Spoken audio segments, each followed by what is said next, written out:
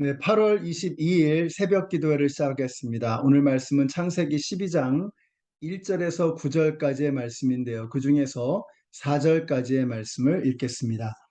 여호와께서 아브라함에게 이르시되 너는 너의 고향과 친척과 아버지의 집을 떠나 내가 네게 보여줄 땅으로 가라. 내가 너로 큰 민족을 이루고 내게 복을 주어 내 이름을 창대하게 하리니 너는 복이 될지라. 너를 축복하는 자에게는 내가 복을 내리고 너를 저주하는 자에게는 내가 저주하리니 땅의 모든 족속이 너로 말미암아 복을 얻을 것이라 하신지라. 이에 아브라함이 여호와의 말씀을 따라갔고 롯도 그와 함께 갔으며 아브라함이 하란을 떠날 때에 75세였더라. 아멘. 창세기에는 셈의 족보가 두 번이 언급이 됩니다. 하나는 노아의 방주 사건 이후에 그 하나님의 징계 이후에 그것이 회복되어지는 모습을 보여주고요. 다른 하나는 바벨탑 사건 이후에 하나님께서 부어주시는 축복이 아브라함에게 흘러가기 위해서 어떻게 준비되어져 가는가 하는 것을 보여주고 있습니다.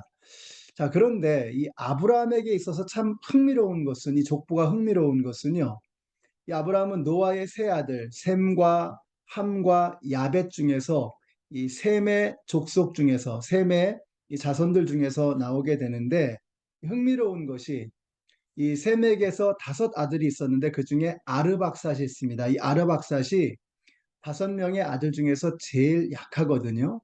근데 그 아르박삿을 통해서 데라에게로 이어지는 그 족보 가운데 아브라함이 태어나게 된다라는 것입니다. 이 세상적으로 보면 훨씬 더 강력하고 매력적인 그런 혈통들이 더 있었습니다. 아르박삿보다 훨씬 더 좋은 조건의 영토를 가진 그런 족속들이 있었다는 것이요. 그러나 하나님은 가장 연약하고 가장 볼품없는 혈통을 선택하십니다. 이게 참 희한한 일입니다. 세상적으로라면 이렇게 하지 않았겠죠. 그러나 이것이 바로 하나님이 일하시는 방법이라고 하는 것입니다. 가장 연약하고 가장 낮고 겸손한 것을 통해서 하나님의 강력하심과 하나님의 위대하심을 보여주시는 것입니다. 확실히 우리가 보는 것과 하나님이 보시는 것은 참 다르다 하는 이런 생각이 듭니다. 지난주에 목자 교육을 이제 두 번째 만남을 가졌는데요. 우리 목자님들에게 부탁드렸던 것 중에 하나가 목장 안에는 정말 다양한 사람들이 있다는 것입니다. 그 다양함을 볼 수 있는 영적인 분별력이 필요하다라는 말씀을 드렸습니다. 우리 항상 그리스도인들의 모임 안에는 어린아이와 같은 사람이 있고 청년과 같이 활기차고 영적 전쟁을 힘차게 치르는 사람도 있고 아비와 같이 이렇게 영적인 재생산을 해내는 그런 다양한 사람들이 우리 그리스도인들의 모임 안에는 있는 것이죠. 그래서 우리가 성도님들을 바라볼 때 그냥 똑같은 사람으로 보는 것이 아니라 각자 가지고 있는 특색과 영적인 상태 이런 것들을 볼 수 있는 영적인 분별력이 중요하다는 것입니다. 다시 말하면 사람을 겉모양으로만 판단해서는 안 된다는 거죠. 겉으로는 그럴듯해 보이지만 속에는 아직 어린아이가 있는 경우도 있고요. 겉으로는 거칠어 보이지만 속 안에는 여린 그런 마음을 가진 사람도 있습니다. 정말 우리가 겉으로 보여지는 것과는 다른 그런 수많은 종류의 사람들이 있다라고 하는 것을 볼 수 있는 영적인 진지함과 성숙함이 있어야지만 목양 사역을 해낼 수 있다는 것입니다.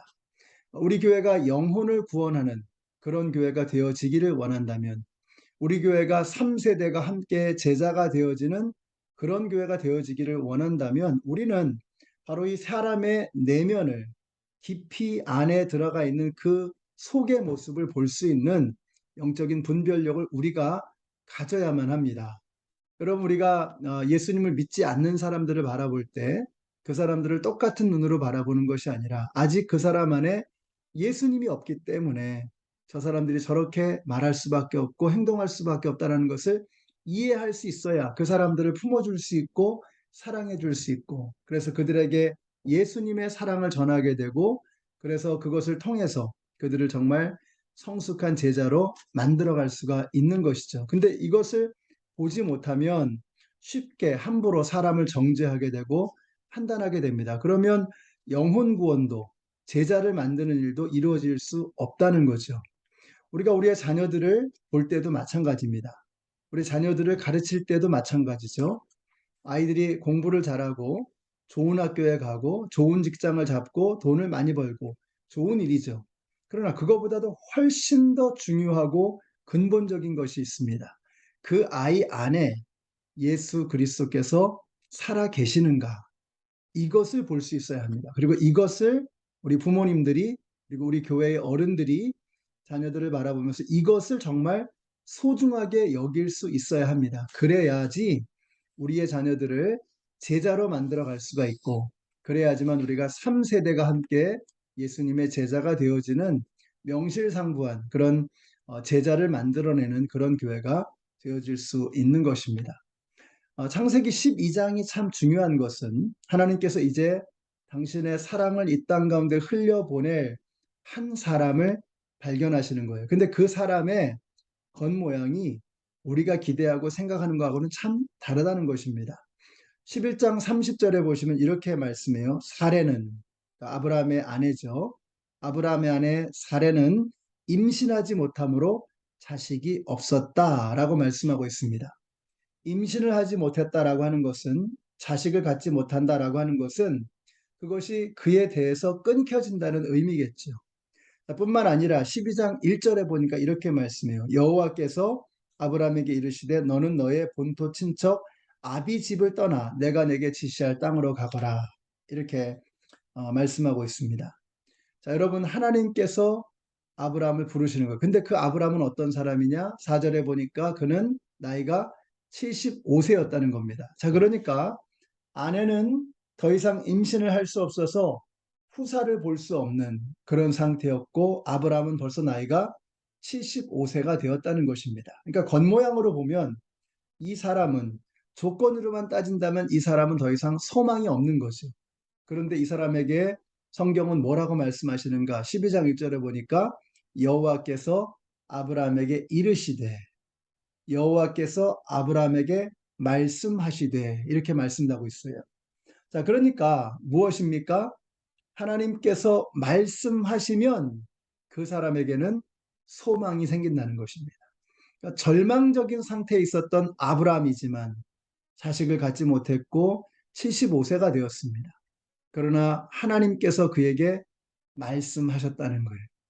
여러분, 하나님께서 말씀하시면 절망이 소망이 되고, 하나님이 말씀하시면 종말이 시작이 되는 것을 믿으시기 바랍니다. 이것이 하나님의 말씀의 능력입니다. 저는 우리 연합장로교회 성도님들의 마음속에 오늘 하나님의 말씀이 들려지게 되시기를 바랍니다. 여러분의 마음속에 오늘 하나님의 말씀이 들려진다면 이번 주에 여러분이 어떤 어려움을 만날지라도, 어떤 고난과 어떤 문제와 어떤 이슈가 여러분을 괴롭힌다고 할지라도 하나님께서 여러분에게 말씀해 주시면 그 절망의 어둠 속에서도 우리가 희망을 볼 수 있게 될 줄로 믿습니다. 여러분은 끝이라고, 종말이라고, 이제 난 끝났다고 생각하실지 모르지만 아닙니다.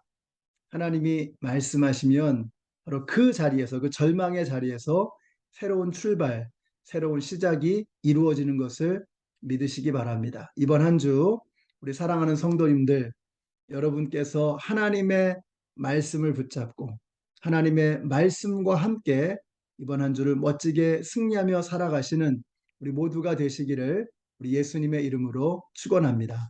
기도하겠습니다. 하나님, 감사합니다. 오늘 저희들에게 아브라함에게 들려주셨던 그 말씀이 우리의 심령에도 들려지게 하여 주시옵소서.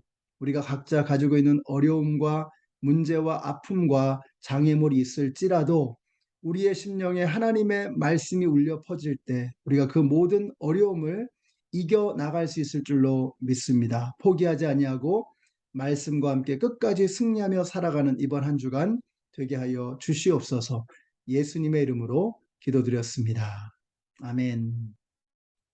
네, 사랑하는 성도 여러분, 이번 한 주도 하나님께서 여러분에게 말씀하실 것입니다. 그 말씀으로 멋진 승리를 거두시는 우리 모두가 되시기를 우리 예수님의 이름으로 축복합니다.